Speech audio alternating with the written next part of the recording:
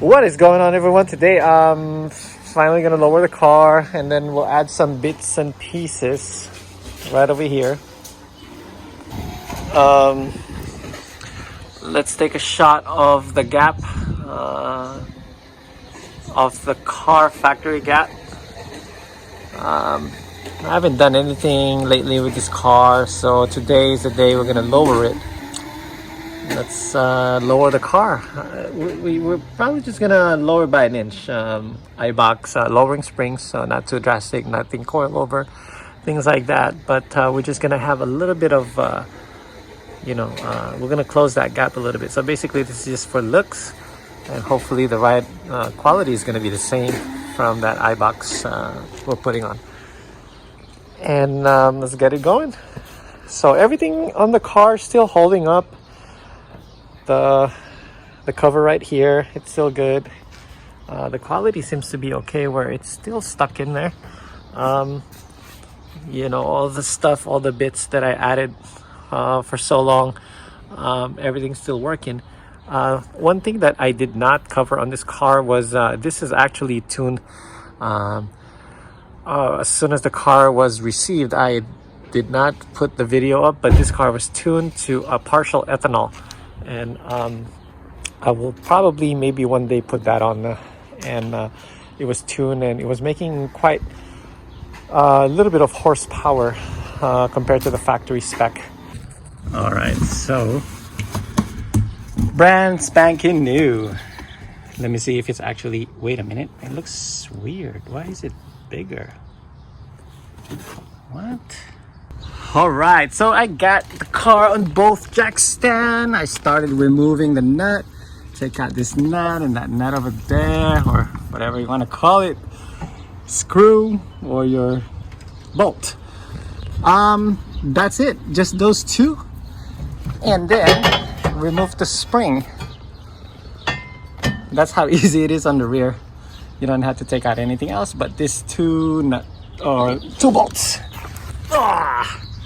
And then we'll do the front. So that is our gap, and hopefully by the time I lower the car and put the splitter, it's gonna lower down a little bit. So it's just a 1 inch drop. There's my little one drifting. Yeah, buddy. All right, guys, let's talk about this spring. On the Type R factory springs, it's actually, I don't know if it's me, but it's super light. You know what I'm saying? And then compared to the Eibach's new springs, it's super heavy. I think it's a bottom heavy because of all the coils right over here. Yeah, it's basically almost the same, two of this versus one, maybe more. This thing is super light. Look at that. There's no tension when picking it up. This one is kind of heavy. Yeah, that was disappointing. Anyway, they look about the same height. Now this is the rear spring, so brand new stickers as always. That's kind of nice, actually. It's gonna go to my toolbox over there. Yep. Front springs. Guys, when you're doing the front focus, so on this tip, this is just a quick tip on this tab right here. This thing pushes forward, so if it's in forward mode you cannot squeeze it, so you have to pull it back and squeeze really hard to pull this out, so just to make sure you don't break anything. So pull back and then squeeze really hard, and that's how you take this sensor over here. Once again, guys, the factory is lighter than the Eibach's by how many, I don't know, grams or whatever. Also, I went ahead and used my compressor spring. And make sure you take out this much on your bump stop if you can, since it's lowered 1 inch. So I figured take out an inch. Yeah, it's very difficult to remove this. I didn't remove, I'll show you in a little bit how I removed this. I had a struggle to remove it because for some reason it wasn't going down. I removed all the nuts and the bolts on the bottom, but for some reason it wasn't going down. All right, everyone, so what I did is loosen this tool right here, 19 millimeter. I didn't have to loosen that thing up on the middle. And then right over here, this tool holder right here. I know that's kind of ghetto, that's my spreader.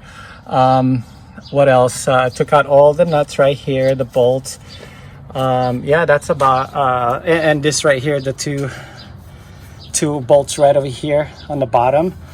Yeah, that's it. And this right here, there's nothing much really into it. It's just a lot of brute force to push this thing down. Other than that, it's very stiff, so I had a hard time removing it because it's super stiff. Anyway, I got it out. That's all you need to do. Make sure you lube this sucker, and let's try to put everything back. All right, so I cut this sucker up. This is the orientation. Compress, that's the second spring, and let's put it on. Hey guys, so this is what I'm talking about. So I had to fight this, removing all the stuff, you know, this bushing over here, the one that connects here to there. The same on the other side, but a lot of people on YouTube, they don't explain how difficult it is to remove this. Yes, it slides out easily, but to get it in there, it's very tight. Unless, you know, you remove this component, this section, it'll be easier, but that's a lot of removing. So I think you do it this by yourself, you'll need someone to push this down. This thing comes off by pushing this down really tightly or hard, and you know, and then you wiggle your way around. Like this one right now, it's stuck over here because I'm gonna have to push it down, and yeah, it's very difficult to remove this by yourself. I mean, it's possible if you're that strong. You know, as you can see, my muscles not that big, you know what I'm saying? But if you do have that strength, you could do it. But this is the only part right here that's very difficult to remove, because as you can see, it's very tight, and I already loosened up the control arm on the bottom. So yeah, it's kind of loose. So anyway guys, that's the only problem that I have on the front, is removing this smoothly. It's very brute, a lot of shaking, a lot of pushing, a lot of, you know what I mean? But anyway, the Eibach is on, so here we go. Also, there's a orientation, FR for front right, and make sure you guys put it right. So almost there. And I'll be back. I gotta push this thing down. So guys, to put the rear sway bar, you're gonna need 2 jacks, or you know, or someone can hold that side for you, and then you're just gonna have to wiggle it. Use a flat head to take a peek on the hole and just adjust it. Make sure you're centered. Once you're centered, put the bolt in and zap it, and then only remove two bolts in the rear. It's very easy, simple. Make sure the dimple on the rubber is on, and that's it. Actually, for the rear, you can just lift a little bit, drop the car, and then take a peek on the bolt. Make sure they're both aligned, and adjust it from the top of that, you know, kind of wiggle it and put the bolt in. So you got to drop the car first before you put that rear bolt, and just tiny bit of, you know, clearance. See, as you can see, the car is still down, and I was able to put the rear bolt. Yeah, you don't need another jack, so just put it on just like that. All right guys, moment of truth. Drop everything. There it is. Oops. There it is. Oh, there's my little one. Hey man, I thought you were getting ready. Are you not ready? Oh, okay. All right, everyone, that's it. The Civic Type R has been dropped. Got to take my little one out to the store and get some stuff done. Maybe get some in and out. Anyway, that was a pain in the butt to do the front. Reason for that is because of that tension. There's that tension. For some reason, I got stuck on this side, just on this side, but the left side, it was okay.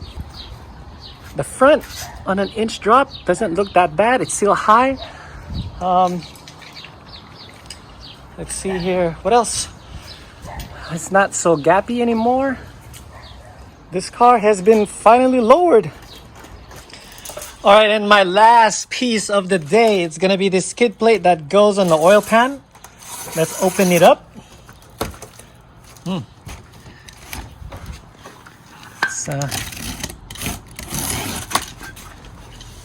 Let's see here. So this is the skid plate that I got. You know what? This freaking thing, everything came off from it. So it's I don't know if it's just bad packaging. Look at this. They didn't even clean it. What the fuck, all this oh, sorry. Excuse my language. You know what I mean? You know, like, if you're gonna, you know, send out a product, at least clean all this gunk out. I mean, it goes on the bottom, but still. You see that thing? Quality, guys. Quality. I'm kind of disappointed. You know, when I took it out of the package, everything was coming off from it. The packaging is so-so, but you know, it's gonna get scratched up, even though it's already scratched up. It's already scratched up, but it's already scratched up. So that's the brand BADANNLV or something like that. I don't know how to pronounce it, but anyway, it's pretty disappointing. BADANNLV. I don't know. So let's put it on, and you know, I'm kind of complaining about the scratches, but even though it's gonna get scratched eventually, but still, you know, for a brand new product, it should be new, and the back should be okay. That's very disappointing. It's so dirty from cutting it from the laser, I guess, or water, whatever. Okay, let's put it on. It's just the skid plate. It looks fancy. It's kind of heavy, but I think it's gonna be, you know, this. I don't know. Let's see who's heavier when I take out the factory one. All right, guys. So factory, aftermarket. Anyway, as always, it's very light. That one is just more durability, lightness, functionality, but durability. Let's go for durability for now. So this is the factory clip that you're going to be removing from that plate. So just pull out and then replace it with the one that comes with the kit, I guess. And there it is, guys. That's all it is. It's just a skid plate. So what I did, I actually removed oh man, I forgot to clip those. I actually removed the old one and used all the kit that comes with it. So yeah, that's all there is to it. Just a skid plate. It's a little bit sturdier than the factory one, so it protects your oil pan better. So hopefully, you know, it will its lifetime. Look at that scratch from where it came from. That's a huge scratch. Anyway, guys, that concludes the last modification of the day, or with the Type R. All right, so did a test drive, hit all the potholes and rough roads. The Eibach Sport is actually pretty good. It rides like the factory. There's no weird bump or anything. There's no bumps here. It's just perfect, and I love it. So if you just want a lowered look, now it's settling down. It's a little bit flush now. So if you just want a lower look, and you know, with the factory ride quality, this is it. So we're gonna head on and get some In-N-Out. And until next time, thanks for hanging out. So if you ever remove your springs or change your shocks, that's what you go through with those bolts and with those springs. It's always good to work not by yourself. That way you have a little assistance pushing that down. All right, everyone, thanks for watching. God bless. Subscribe if you can. And I'll catch you on my next video. Stay safe. Peace. Thumbs up. Subscribe.